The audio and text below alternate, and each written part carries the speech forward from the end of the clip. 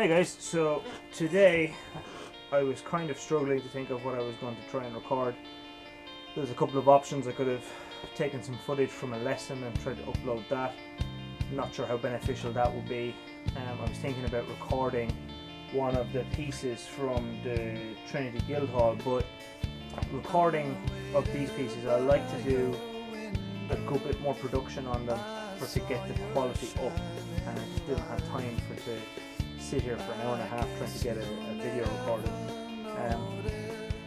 And one thing then struck me that I haven't done a video on, and it could be really beneficial, and that is an app that I use every now and then for slowing down songs in lessons. So it's called Music Speed or MuseSpeed. Let me see if I can find it. Now I've got an Android phone. So I'm sure there's a alternative or a comparable one on the App Store, but that's what you can find and what you can search.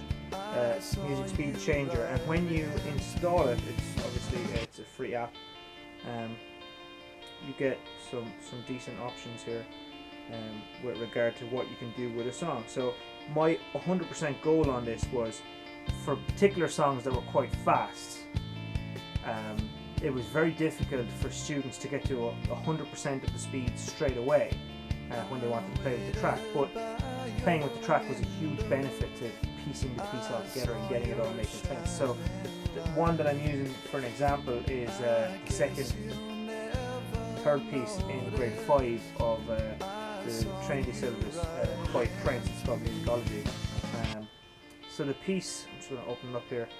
It's a 98 BPM funk 16 shuffle. So it's got a lot of hits in it. A lot of offbeat stuff and some little doubles in there. A lot of detail. Playing it on its own with a click even, it's kind of hard to feel the song. So playing it with the song is hugely beneficial, but playing it at full tempo to the song was quite difficult for your first time round. So that's where this app comes in. So when you load it up first, it gives you a pitch changer, a tempo changer. You can go to the top here to load a file, load in the song that you want. So I would have downloaded the MP3 onto my phone and then gone and found it in my downloads and opened it up, and when I press play, it just starts playing it at a normal tempo. And if that's too fast for the 16th and the crossing sticks down from the hats down to the snare, pull it back in tempo with the slider. I found 88 was a good first checkpoint. So you notice it's a notably slower tempo there. So listening to it at that speed, you can find your way into the beat and keep it in time a lot easier. Let's just say 88 is still too fast. Bring it down then to like 70. 70 is a big drop. It's a 30% drop obviously in tempo.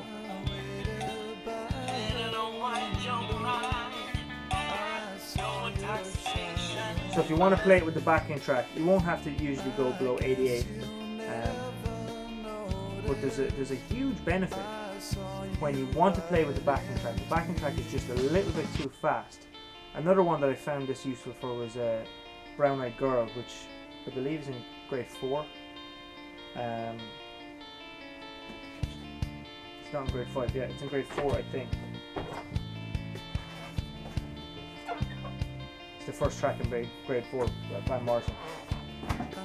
The tempo is very high on that, and it's a lot of hi-hats. So if your hold is a little bit too tight and you haven't got your back fingers doing the returning and the sticks for you, and you're still in this kind of playing from your elbow mode, it's almost impossible to keep going through the whole song.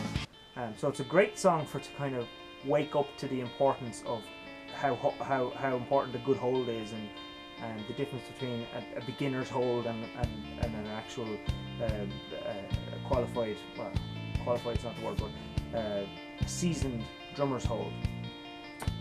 Have a huge difference in them, and you allow the stick to bounce and use its own ability to bounce to your favour. So that's the app. I'm sure there's another one in the App Store that's similar to it, but I found it in certain circumstances very beneficial. It's not required for all songs and it's not required for all drummers, but I'm sure that there's going to be a song that if you could slow the tempo on it and have the original song, not use a click, because sometimes playing with the song is what holds it together for you. If you had the ability to slow it down quite easily and then plug it into a sound system so you can hear it nice and clear, it's a huge benefit. So I hope that was helpful. Still qualifies as drum content, so it's going on the drum channel. Thanks for watching, and I'll see you guys tomorrow.